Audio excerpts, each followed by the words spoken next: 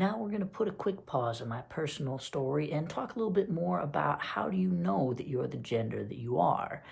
And I know that sounds like a kind of silly question, sort of like asking, how do you know that you're a human? I think you'll be pleasantly surprised with how important it is to ask that question and how simple the answer really is. Let's start by just diving right on into it, asking the question, how do you know you're the gender that you are? I'll give you a few minutes to sort of think about that.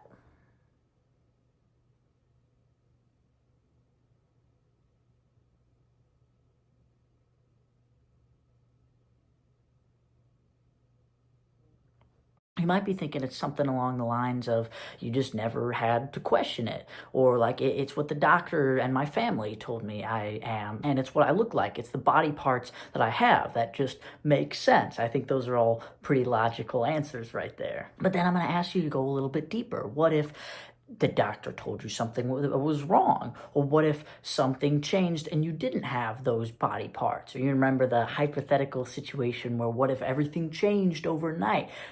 You would still be the gender that you are. So how do you know that? And it sounds like I'm getting at something really complicated, but actually, you just know. The truth isn't always scientific. Sometimes it's something that's completely inside you, and the only way to explain it is that it's who you are. This can seem weird, but it actually isn't a new concept. For example, when you fall in love, there's no way to perfectly define that feeling. Every society in the world has been trying to put words to it since humanity began, but there is no exact way to define love. And yet, when you feel it, you just know. And we as a society know to trust and respect that beautiful feeling. It can seem weird and confusing, but really, gender is just like love. When it's right, you just know. And only you can know. No one else can decide your gender for you, just like how no one else can decide your love for you. I cannot make you fall in love with me, just like how I cannot make you turn into a woman. That's weird, it makes no sense. And this brings us back to the biggest concept of all. It's all about freedom.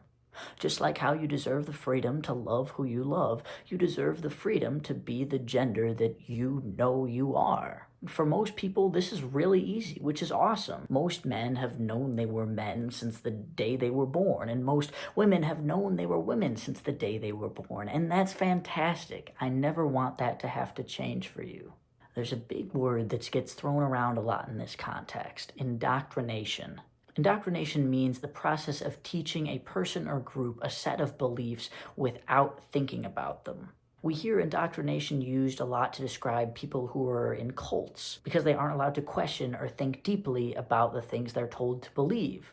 The people of North Korea are also indoctrinated because they aren't allowed to do anything against what the government wants them to. And similarly, the people in Nazi Germany back in World War II were indoctrinated with Nazi ideology through propaganda and education, and they were not allowed to question their government. Indoctrination is an attack on truth, safety, and freedom, and indoctrination is bad.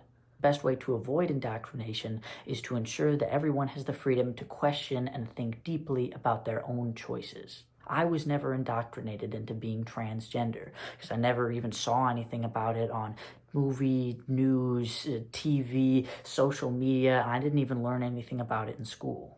I had the freedom to question who I was and to make that decision on my own without any outside pressure. And I think that's how it should always be. That way I got to find my own personal truth, I could prioritize my safety, and it's all about my personal freedom. And it's important to ask that question: how do you know you're the gender that you are, so that you can answer it yourself without any outside influence or indoctrination from anything else. If you are against indoctrination of any kind and you support truth, safety, and freedom, then we are all on the same team and we agree about these core concepts. A lot of times it seems more complicated, especially the way the media presents it, but really it's all about freedom and these main ideas. And that includes your freedom to be the gender that you are. Another big point here is that a lot of times it can feel like in the last couple decades there have been a lot more transgender people than there were before, and it's easy to be afraid and think that a lot of those people might have been indoctrinated into being transgender. But fortunately, when we look a little bit deeper at it, this doesn't seem to be what's happening. It may seem a bit odd, but a really good comparison here is actually the history of left-handedness in America. We all know that you can't really choose to be left or right-handed. You can learn to write with the other hand, but it's always going to feel more natural and just more normal to write with whatever hand you were meant to write with when you were born.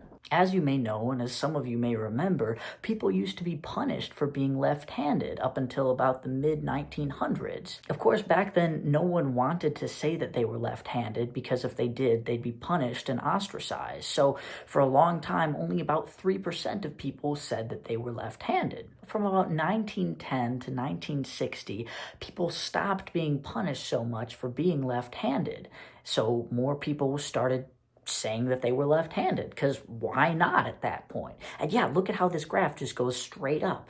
And these weren't right-handed people being indoctrinated by some kind of left-handed agenda. These were people who were always born left-handed and now could finally just write like that the way they were meant to write since when they were born. And that's great that the world is finally a better, easier place for them. We can also see that once it got to that point in about 1960, it reached about 12% of the population being left-handed, and it plateaued right there. That's where it still is today, and where it probably will be for a very long time, because now we know that about 12% of the population is naturally left-handed, and when we allow everyone to write however they want to write, that's just how it's naturally going to be. Now, how does this relate to transgender people and indoctrination? Well, we do know that there has been a very significant increase in the number of people who say they're transgender just in the last couple decades. Here's another graph that shows that increase, and now it's all the way up to just under about 4% of the people who were born from 2004 to 2005. Now, this is still not very many people at all. It just happens to be more than it was before, which was around 0.4% for a very long time. And this big increase that we see is because more people are talking about being transgender. There's more media representation, and in many cases, people are being punished less for being transgender. Unfortunately, this is not indoctrination because people are just learning more about what transgender people are. They aren't being forced or coerced into doing anything they wouldn't already want to do. We'll talk more about this in the next video segment. And we know that this is true because of people like you. Congratulations! If you've been watching my other previous video segments, you now know way more about transgender people than I even did back when I was a kid. And it did not turn you transgender. That's because this is all about just simple facts and knowledge. This is not any kind of radical ideology. The more you know about something does not mean that you're going to turn into that something. All that's going on here with this big upwards curve that we see here is that it's becoming more socially acceptable to be transgender, so more people who were always going to be transgender are finally able to say that and be their true selves. Now, I know this still sounds a little bit sketchy, but it's just like left-handedness, and just like left-handedness, at some point it's going to plateau, just like this. We don't know when that's going to be or the total amount of transgender people that it's going to reach eventually, but we do know that it's not that many people. And it can seem scary because this big increase with the number of transgender people happened just over about 20 years. But this other big increase with people who are left-handed, that happened over about 50 years. And this is obviously way faster. A lot of that's probably because of the internet, and things are just way faster these days. And that makes it really easy to feel alone and scared. But you're okay, since learning about transgender people will not turn you transgender, just like how learning about left-handedness will not make you left-handed. Only you should ever control your own gender. No one else should ever try to take that freedom away from you, especially not the government, because that would be indoctrination, which we can prevent by ensuring that everyone has the freedom to question things and to make up their own opinions about who they are. I know that's a whole lot right there, and if you're still a bit confused, that's totally fine.